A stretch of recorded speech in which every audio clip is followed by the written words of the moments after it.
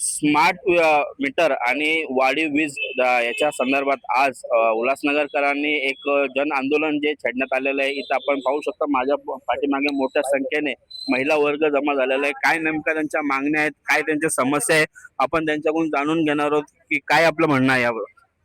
माझं एकच म्हणणं आहे की जे स्मार्ट मीटर लावलेले आहे ते गोरगरिबांकडून ते बिल भरले जात नाहीये आणि त्यांनी म्हणजे त्यांचं सगळ्या याच्यावरती खूप त्याच्यावाला प्रभाव पडतोय, कारण सगळे गरीबच आहे. त्याच्यामुळे ना हे स्मार्ट मीटर बंद झालेच पाहिजे. 4-4 आणि 5-5 हजार रुपये लाईट बिल येतात तर भरणार कसे? आता हे आजीच बघा, यांचं 3,000 रुपये आणि एक दिवस जरी वरती झाला तरी पण हे बिल ते लगेच लाईट बंद करायला येतात आणि लाईट कट करतात. म्हणजे मग गरिबांनी करायचं काय? 1500 रुपये देतात तुम्ही, 1500 रुपयापेक्षा तुम्ही 3,000 रुपये लाईट बिल देत आहेत. त्याच्यामुळे मग करणार काय आणि खाणार काय?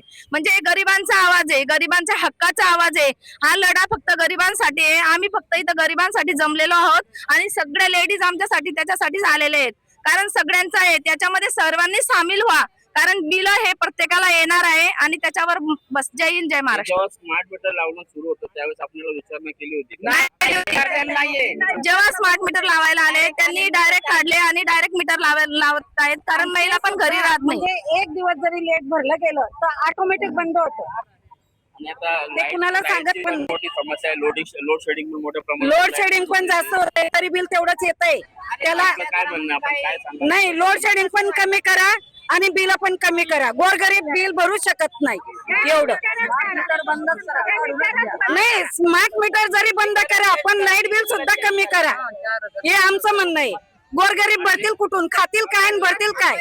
आज आपण हे जन आंदोलन छेडलेलं आहे, आपण अजून तिथं काय जाऊन करणार आहे, काय सांगणार?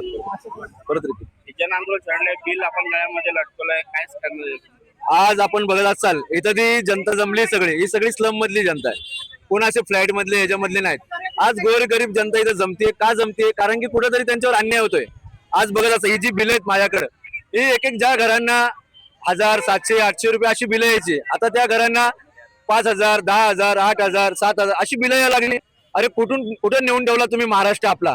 एवढा निर्लज्जपणा, एवढी लूटमार, ते पण एका ठेकेदार, 1-2 ठेकेदारांना हाताशी धरून. हे कुणाचं काम आहे? सरकारचंच काम आहे ना.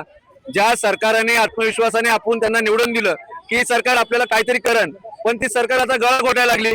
तुम्ही स्वतःच्या हक्काच्या घरात आपल्या राहू शकत नाही, अशी परिस्थिती झाली. त्यामुळे आज आम्ही निदर्शन करण्यात आलो आहोत. तिथं बघत असाल किती आता ही जनता उभा आहे.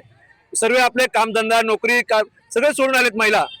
आज सगळ्यात प्रथम तर घरात जर एकच माणूस असतो ती महिला असते, आणि त्या महिलावर आज रस्त्याला उतरण्याची वेळ आली आहे. कुणामुळं? हे सरकारमुळं. लाडकी बहीण लालच 1500 रुपयाचं देऊन आज तिच्या घरातलं 10-10 हजार कसं वसूल करायचं हे त्यांनी नियोजन लावलंय. म्हणजे एक साईडला 1500 द्यायचं आणि एक साईडला 5-5, 7-7 हजार रुपये बिल काढायचं. ही कुठली तुमची योजना आहे? तर या योजनेच्या विरोधात आज आम्ही तीव्र निषेध केलाय. आणि इथं लाईट बिल आता घेऊन आम्ही जे लाईट ऑफिस आहे जिथं आम्ही लाईट बिल भरतो तिथं जाणार आहे, तिथं पण थोडी निदर्शन करणार आहे. बस.